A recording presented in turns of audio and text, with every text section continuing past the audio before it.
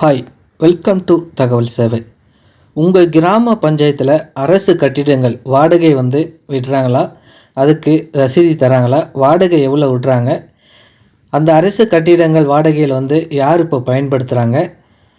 உங்கள் கிராமத்தில் மொத்தம் வாடகை கட்டிடங்கள் எத்தனை இருக்குது? அனைத்துமே நீங்கள் ஆர்டி மூலியமாகவே நீங்கள் கேட்டு தெரிஞ்சுக்கலாம். வீடியோ மிஸ் பண்ணாமல் பாருங்கள். இந்த பிடிஎஃப் லிங்க் வீடியோ கீழே டிஸ்பிளேஸில் இருக்கும். லிங்கை டச் பண்ணி கூட நீங்கள் இந்த பிடிஎஃப் டவுன்லோட் பண்ணிங்க. இல்லை நீங்கள் ஒயிட் பேப்பரில் எடுத்து கூட தகவல் அறியும் உரிமை சட்டம் 2005 பிரிவு 6(1) கீழே நீங்கள் அனுப்புதல், நீங்கள் யாரோட பேரில் அனுப்புகிறீங்களோ அவங்களோட பேர் அட்ரஸில் எழுதிங்க. பெருநூரில் பார்த்திங்கன்னா பொது தகவல் அலுவலர், துணை வட்டாட்சியர் அலுவலர், ஊராட்சிகள், ஊராட்சி ஒன்றிய அலுவலகம். உங்கள் ஊராட்சி ஒன்றிய அலுவலகம் எங்கே இருக்கோ அந்த பேர் நீங்கள் என்ட்ரு பண்ணிக்கங்க. பின்கோட் நம்பரும் என்ட்ரு பண்ணிக்கங்க. பொருள் பார்த்திங்கன்னா உங்கள் மாவட்ட பெயர், வட்டம் பெயர், கிராம, ஊராட்சி, இந்த தேதி நீங்கள் தேதி போட்டுங்க. நீங்கள் இப்போ ஒரு 10 ஆண்டு இல்லை 20 ஆண்டு கேட்குறீங்கன்னா முந்தைய ஆண்டு அந்த தேதியிலேருந்து இந்த தேதி வரைக்கும் பஞ்சாயத்து வாடகை கட்டிடங்கள் குறித்து தகவல் அதை பற்றி நீங்கள் எழுதிங்க.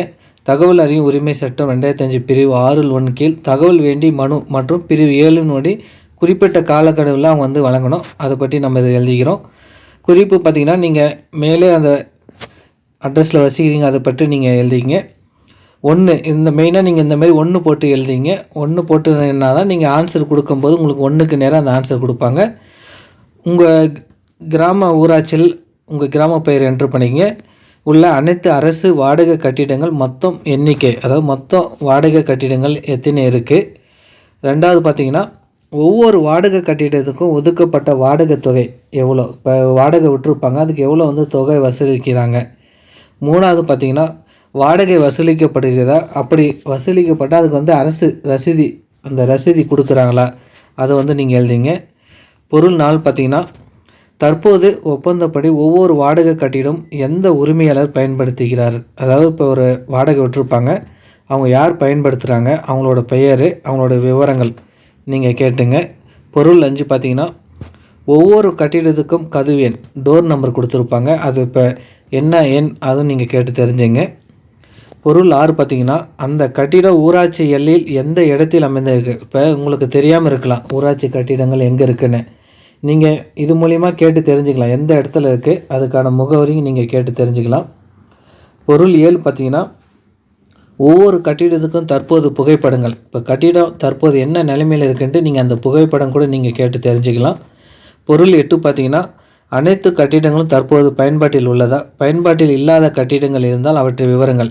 சில கட்டிடங்கள் பார்த்திங்கன்னா பயன்பாட்டில் இல்லாமல் இருக்கும், அதை பற்றி கூட நீங்கள் கேட்டு தெரிஞ்சுக்கலாம்.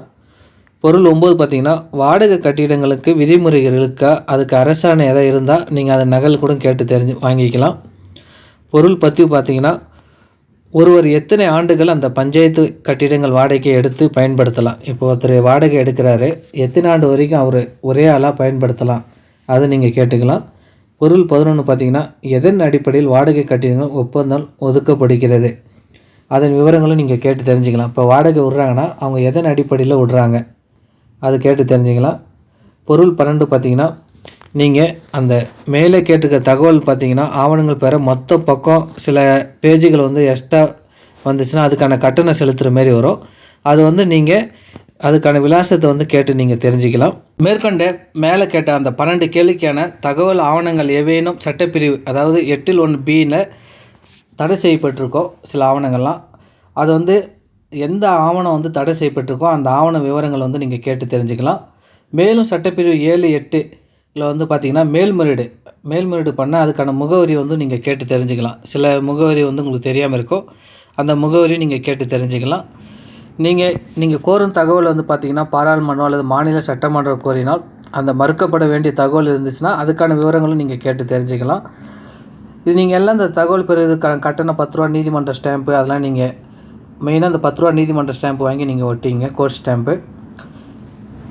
நீங்கள் இதை பிடிஎஃப் வேணுன்னா கீழே அந்த லிங்க் இருக்கும், அதை டச் பண்ணி கூட நீங்கள் டவுன்லோட் பண்ணி நீங்கள் இந்த மாதிரி எழுதி கூட நீங்கள் அனுப்புங்க. இல்லாட்டா அந்த பிடிஎஃப்லேயே கூட நீங்கள் அந்த மாவட்ட பெயர், வட்ட பெயரை கூட நீங்கள் என்ட்ரு பண்ணி உங்களோட கிராம பெயர் என்ட்ரு பண்ணி கூட நீங்கள் அனுப்புங்க. 10 ரூபா நீதிமன்ற ஸ்டாம்ப் இந்த வீடியோ யூஸ்ஃபுல்லாக இருந்தால் வீடியோக்கு ஒரு லைக் பண்ணுங்கள், மற்றவங்களுக்கும் ஷேர் பண்ணுங்கள், யூஸ்ஃபுல்லாக இருக்கும்.